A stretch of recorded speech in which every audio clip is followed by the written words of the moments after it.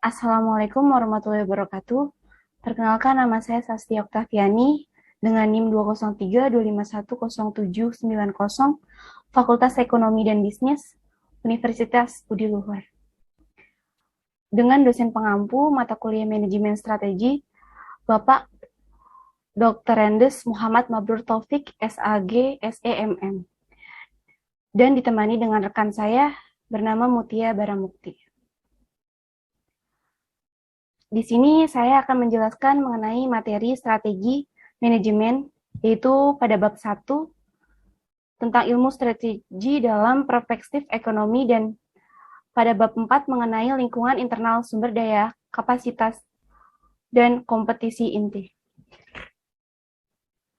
Untuk bab 1, manajemen strategi ialah suatu tindakan dan keputusan yang bisa dipergunakan untuk memformulasikan dan juga mengimplementasikan strategi yang mempunyai daya saing yang tinggi dan sesuai dengan perusahaan ataupun lingkungan agar mencapai target maupun sasaran dari organisasi.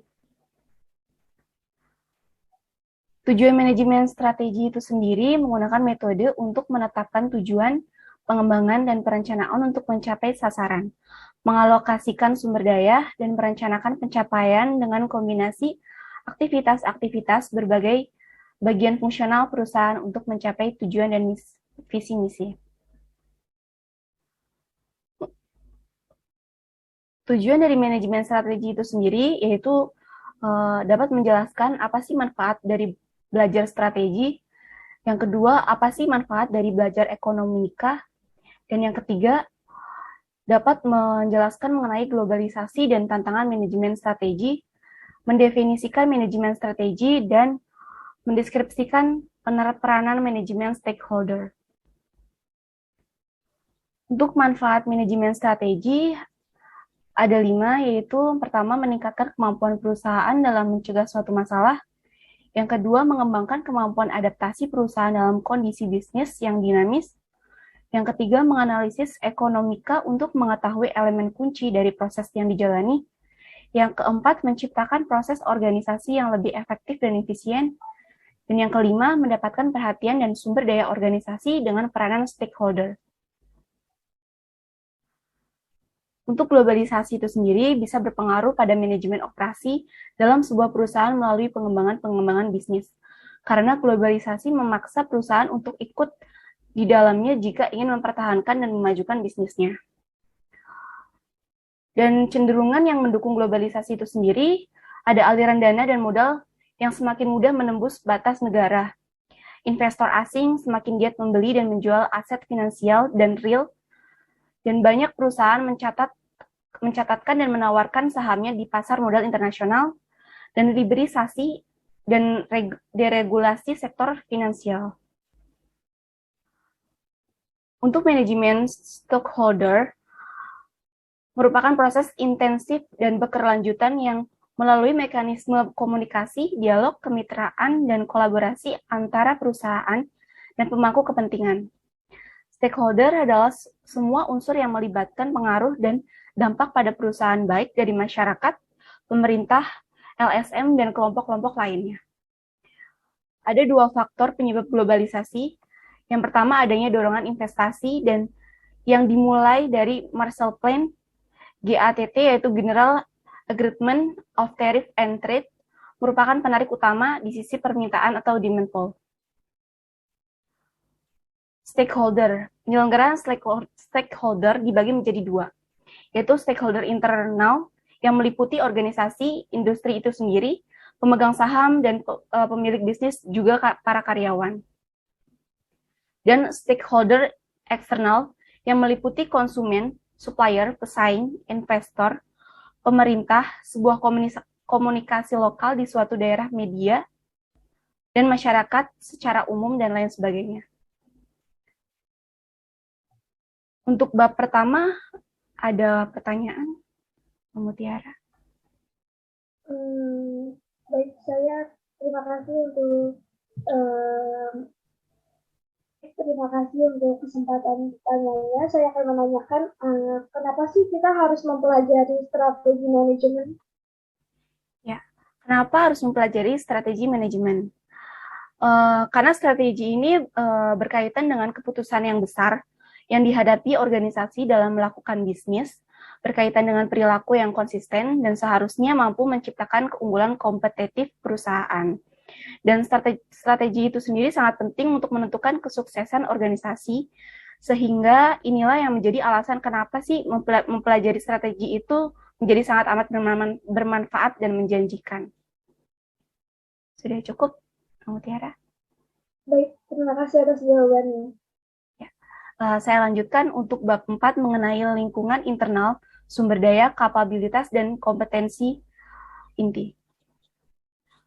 Untuk lingkungan internal, perusahaan fokus terhadap sumber daya yang menunjukkan input untuk proses produksi perusahaan, seperti peralatan modal, keterampilan, tenaga kerja, merek atau brand names, paten, keuangan, dan manajer berbakat.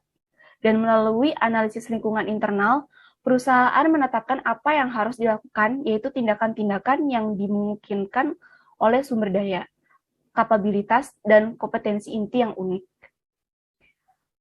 Dan kompetensi inti merupakan sumber keunggulan kompetitif perusahaan. Besarnya keunggulan kompetitif ini pertama-tama merupakan fungsi keunikan dari kompetensi-kompetensi tersebut dibandingkan dengan kompetensi para pesaing. Dengan kondisi yang mempengaruhi keputusan manajerial tentang sumber daya, kapabilitas, dan kompetensi inti, yang pertama itu ketidakpastian, yaitu berkaitan dengan karakteristik dari lingkungan umum dan industri, tindakan para pesaing, dan konsentrasi pelanggan. Yang kedua itu konflik intraorganisasi, yang diantara pembuat keputusan manajerial dan yang dipengaruhi oleh keputusan tersebut. Dan yang ketiga adalah kompleksitas, itu yang berhubungan dengan saling berkaitannya dan yang membentuk lingkungan perusahaan dan persepsi terhadap lingkungan. Untuk sumber daya perusahaan itu ada 3. Yang pertama, sumber daya berwujud, tangible resource, yaitu paling mudah diidentifikasi dan seringkali ditemukan dalam neraca perusahaan, yang meliputi aset fisik dan finansial. Contohnya fasilitas produksi, bahan mentah, sumber daya keuangan. Untuk yang kedua, sumber daya tak terwujud atau tangible resources yang tidak bisa dilihat atau disentuh, seringkali sangat penting dalam menciptakan keunggulan yang kompetitif. Contohnya yaitu hak properti intelektual, seperti hak paten, merek, hak cipta, reputasi perusahaan, dan moral perusahaan.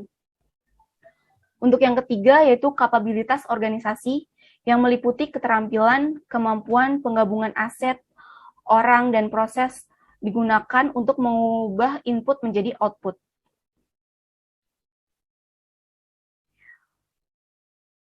Untuk kompetensi inti dan kapabilitas, yang pertama kapabilitas itu merupakan kemampuan perusahaan untuk mengintegrasikan sumber daya yang dimilikinya untuk mencapai tujuan yang dimaksud. Dan yang kedua, kompetensi inti atau core competition, yaitu kombinasi dari sumber daya dan kapabilitas yang membedakan perusahaan dari para pesaingnya. Untuk menemukan kompetensi inti, memerlukan kriteria sustainable, advance, dan analisis rantai nilai. Dari kriteria sustainable advance itu tersendiri, memerlukan ada 4. Yang pertama itu yang berharga, langka, sukar ditiru, dan tidak tergantikan. Dan untuk analisis rantai nilainya, menggunakan analisis rantai nilai atau value chain yang mengidentifikasikan sumber daya dan kapabilitas yang dapat menambah nilai dengan meliputi dukungan yang diperlukan bagi aktivitas utama. Dan yang terakhir, outsourcing, pilihan strategi untuk membeli beberapa aktivitas dari pemasok dari luar. Sekian presentasi dari bab 4. Mungkin ada pertanyaan, Mbak Mutiara? Oke. Terima kasih untuk kesempatan bertanya. Apa sih tujuan dari strategi manajemen pada lingkungan internal? Ya, tujuan dari strategi manajemen ini pada lingkungan internal itu ada 5. Yang pertama itu dapat menjelaskan model berdasarkan sumber daya Terus yang kedua itu menerangkan berbagai jenis sumber daya. Yang ketiga, dapat menemukan kompetensi inti.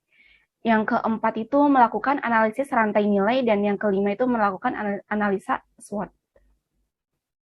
Gimana? Cukup, Mbak Mutiara? Terima kasih atas jawabannya. Terima kasih.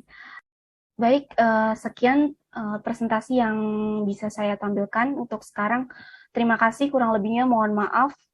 Bila ada kurangnya, Assalamualaikum warahmatullahi wabarakatuh. Waalaikumsalam warahmatullahi wabarakatuh.